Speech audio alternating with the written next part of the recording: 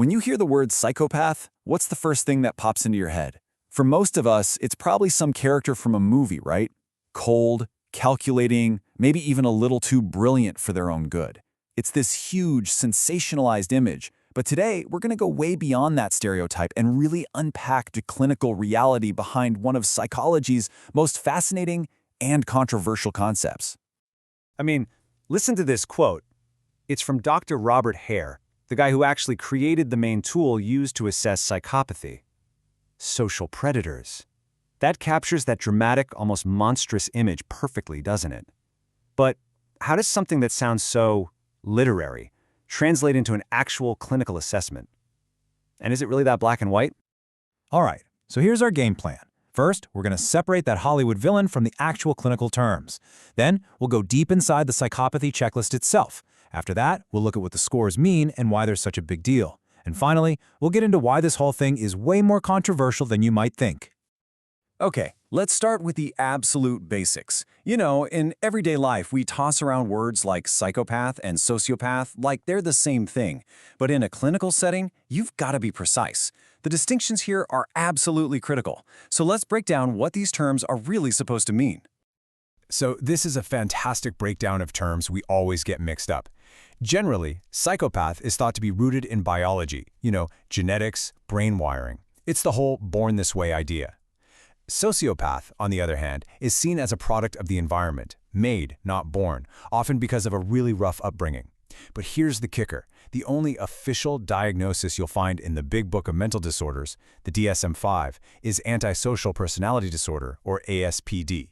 It's a much broader category that's all about behavior, and it applies to way more people in the prison system than the more specific idea of psychopathy. And this is a super important point to remember. Psychopathy itself is not an official diagnosis like schizophrenia or bipolar disorder. It's better to think of it as a spectrum of personality traits. That means it's not just a simple yes or no question. A person can have these traits to different degrees. And that idea of a spectrum is it's vital to understanding the whole picture here. Okay, so if psychopathy is a spectrum, and it's not even a formal diagnosis, how in the world do clinicians and researchers actually measure it? Well, the answer lies in a very specific and very influential assessment tool. And this is it. This is the gold standard, the Hare Psychopathy Checklist Revised, or just PCL-R for short. It was developed by that same Dr. Hare we heard from earlier, and it's basically a 20-point inventory designed to figure out the presence and the severity of psychopathic traits, mostly in places like prisons. Now, I want you to forget about any simple online quiz you've ever taken. Using the PCL-R is this intense, almost detective-like process.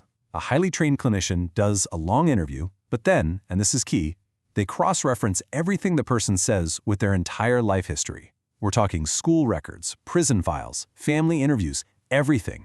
Only after all that digging do they actually score those 20 items. So what are they even looking for? Well, the checklist is kind of broken into two big categories. This first one is all about their personality and their emotions. It's what some people call the mask of psychopathy. It's that slick, superficial charm, a massive sense of self-worth, constant lying, and maybe most chillingly, a complete lack of remorse, guilt, or empathy. This is really the core of how they interact with the world and what's going on, or not going on, inside. Then you've got the second part of the checklist, and this is all about behavior. This is the stuff you can see. The unstable, antisocial lifestyle, a constant need for excitement, being super impulsive, having terrible self-control, and often a really long history of getting into trouble, starting from a young age.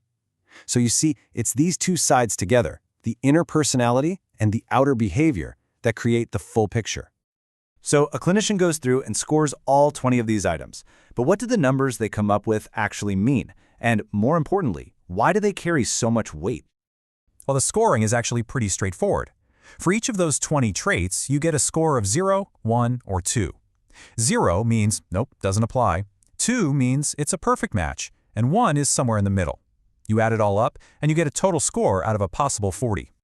Now here's the number that really matters, at least in the United States, 30.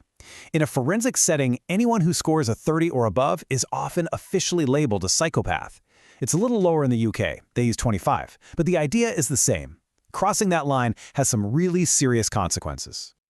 And just to get a little more granular, Modern research often breaks these 20 traits down even further into these 4 factors.